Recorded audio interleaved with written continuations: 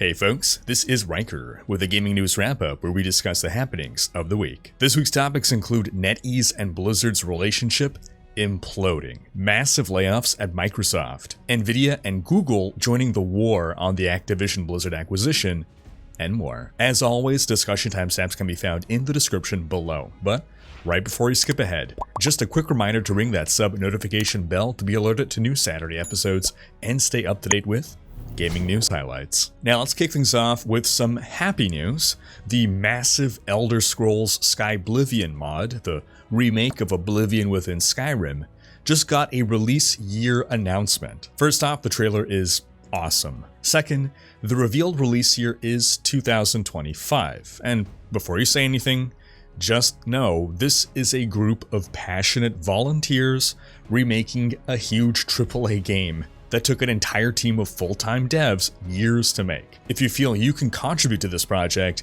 they're still recruiting. Check out the link in the description below. And who knows, maybe we can move up that timeline a bit. In our next story, we got an update on the war on loot boxes.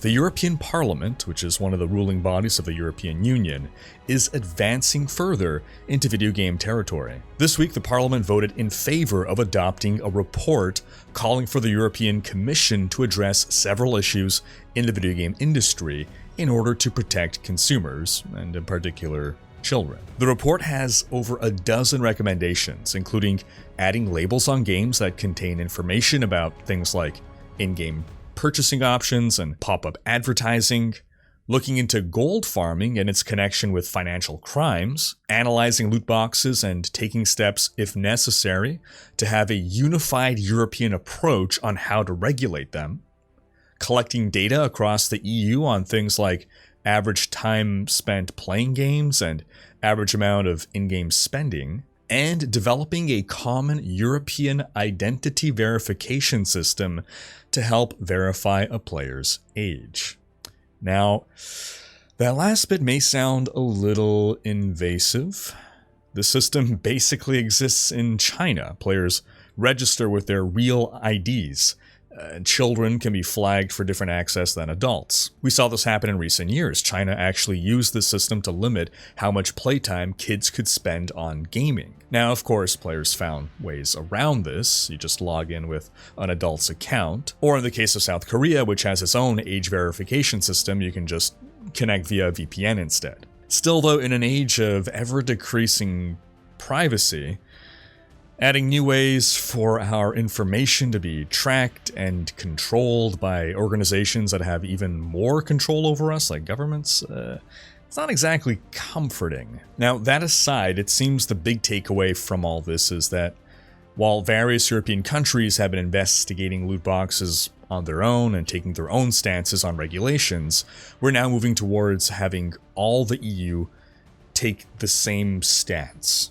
So, for instance, some games are not available in Belgium because of Belgium's harsh regulations that they've taken on loot boxes. Now, publishers have just bitten the bullet on that. Rather than changing up their loot boxes, they just decided, we're just gonna not sell things in that one country. And maybe they could afford to lose the sales of one country, but if the entire EU adopts these same regulations, can publishers do without the sales of every country in the EU?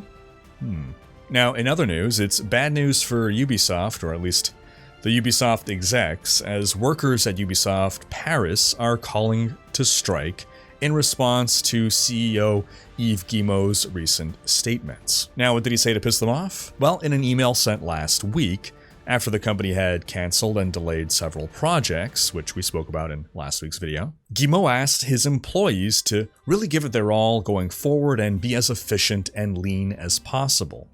He added, quote, "The ball is in your court to deliver this lineup on time and at the expected level of quality, and show everyone what we are capable of achieving." I mean, it was almost like a veiled threat. Y'all need to work harder and put in some serious overtime or your projects will be cancelled next.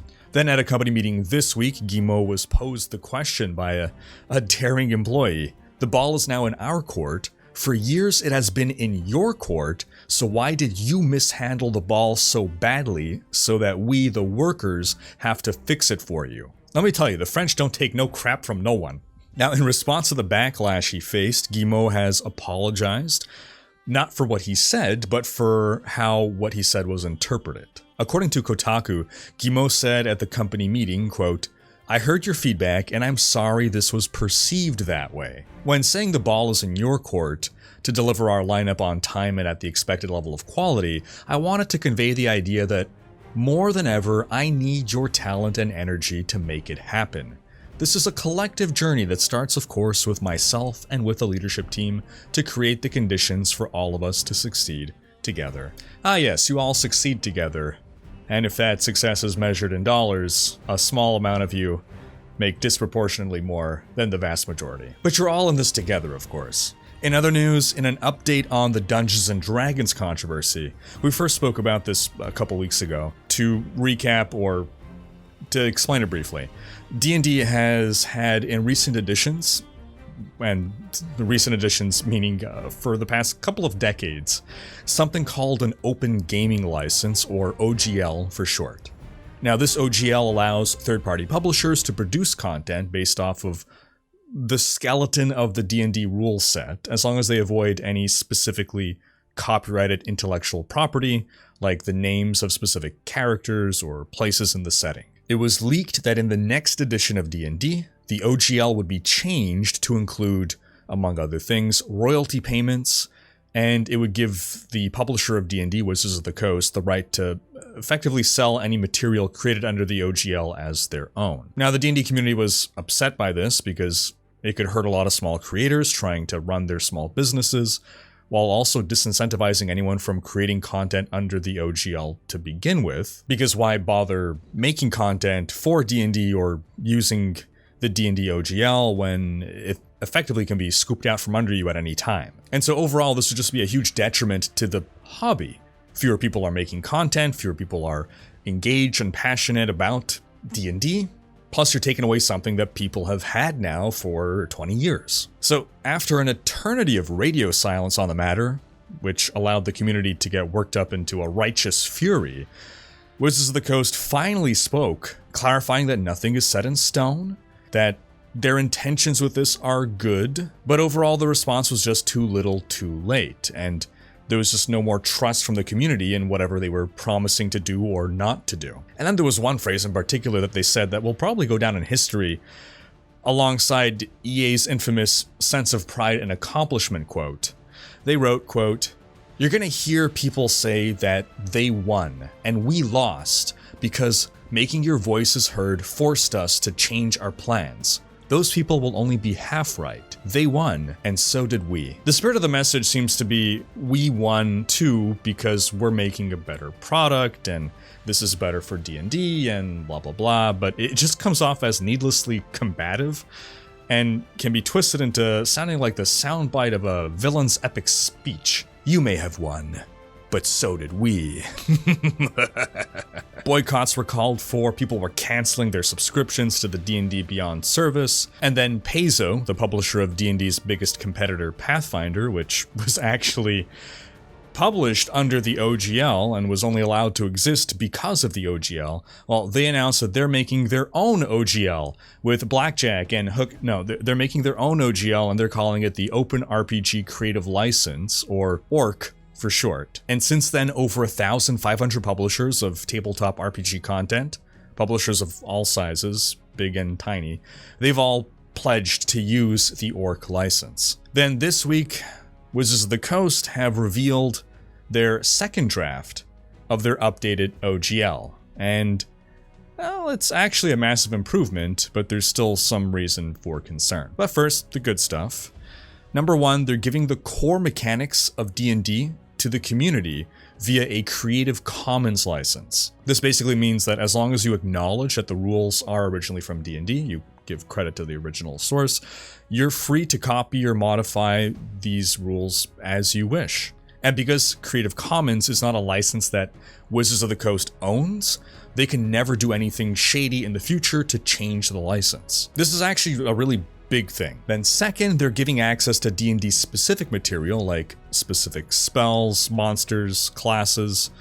They're giving that away under the new OGL, which no longer includes royalty payments, but it still, however, allows them to shut down your content at anytime. And they claim that this is really their intent behind the new OGL. They want to, quote, act when offensive or hurtful content is published using the covered D&D stuff.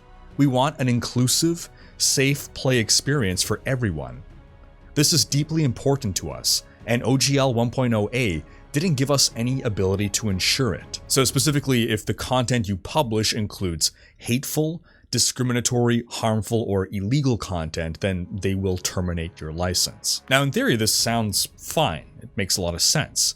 It would be a bad look for D&D if a bunch of third-party material bears its branding while promoting hateful content. I don't think any of us want to see a Grand Wizard class in a pointy white hood. In practice, however, this leaves a slippery slope for what they consider to be harmful. If you write a module with a dwarf that hates elves, is that considered discriminatory content? If your campaign setting includes an evil empire that enslaves its rivals, is that hateful because it's slavery? Now, whatever the answer to that is today, it's language that is nebulous enough to leave room for its meaning to change at the whims of whoever is in charge of enforcing it in the future. In theory, it could be carte blanche for them to shut down anything they want for any reason, and it effectively relies on just trust us to not abuse this. Still though, credit to Wizards of the Coast for making a change, and they're also actively soliciting feedback on this new OGL. Oh, I should also add, the new OGL also deauthorizes the first OGL, so retroactively, all material previously published under the old OGL would now be subject to the new one. So yeah, people are still mad. In other news about people being mad, NetEase and Blizzard have failed to come to an agreement on renewing their partnership, so it has officially ended, and things have gotten ugly. See, Blizzard wanted a 6-month extension to their 14-year publishing agreement in order to keep their games running in China while they look for a new publisher. But now those game servers are going offline on January 23rd. Now, NetEase claims that they rejected the offer because it was unfair that Blizzard was negotiating with other companies at the same time as them. Dudes, that's just business. Their exact words were, quote, "It's as if they were riding a donkey while looking for a horse, proposing a divorce while still engaging with the same partner." I'm gonna chalk this up to cultural differences here. NetEase described Blizzard's proposal as, quote, "rude and unreasonable, inappropriate and commercially illogical." They added that Activision Blizzard is making, quote, "endless, exorbitant demands, taking free rides, and taking all advantages without responsibilities." Should also be noted here that the 6-month extension offer only came 2 weeks after the Chinese team of fewer than 100 employees responsible for operating Blizzard's games was disbanded and laid off or transferred internally, leaving only a skeleton crew of 10 employees to handle customer service or tech issues for a few more months before they move on as well. The disbanding of the team began in November, when the end of the partnership between Blizzard and NetEase was first announced. So you can argue that Blizzard should have negotiated for the 6-month extension way earlier on. Meanwhile, Blizzard continues to search for a new publisher in China in order to bring its games back online over there. However, due to China's strict regulatory processes, it seems unlikely that Chinese gamers will be able to play Blizzard games, or at least online Blizzard games, before 2024. As a reminder, the 14-year partnership came to an end because Blizzard and NetEase could not come to an agreement on the contract renewal terms. Each company blamed the other for basically being greedy and unreasonable. Now, Diablo Immortal is published under a separate agreement, so it will be unaffected by the dissolution of the partnership, at least for now. Now, we mentioned earlier that things have gone ugly.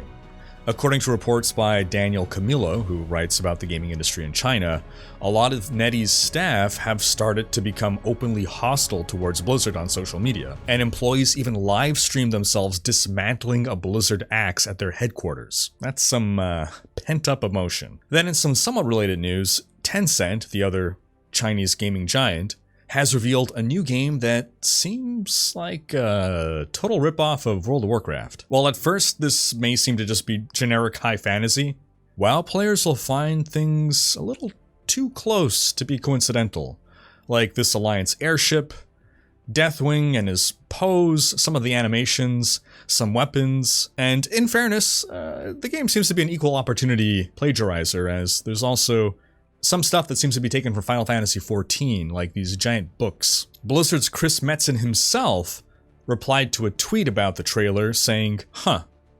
So even he sees it. Now, it was previously theorized that Tencent may become the new publisher for Blizzard in China, but after this, I'm pressing X to doubt. Then in other tangentially related news, Diablo Immortal, co-developed by Blizzard and NetEase, is facing some potential legal action over false advertising. According to law firm Migliaccio and Rathod, which specializes in class action lawsuits, there may be a case against Activision Blizzard because the legendary gem Blessing of the Worthy gets worse as you level it up. This gem can be purchased, and when it was first available for purchase, you could only see its level 1 effect, which is to deal damage equal to the player's maximum health. But then when you get it to level 3, that damage drops to the player's current health instead. The law firm claims that this was a bait and switch. The purchasable item was advertised to do one thing, but then customers got something different. And rather than offer refunds, Blizzard addressed the issue by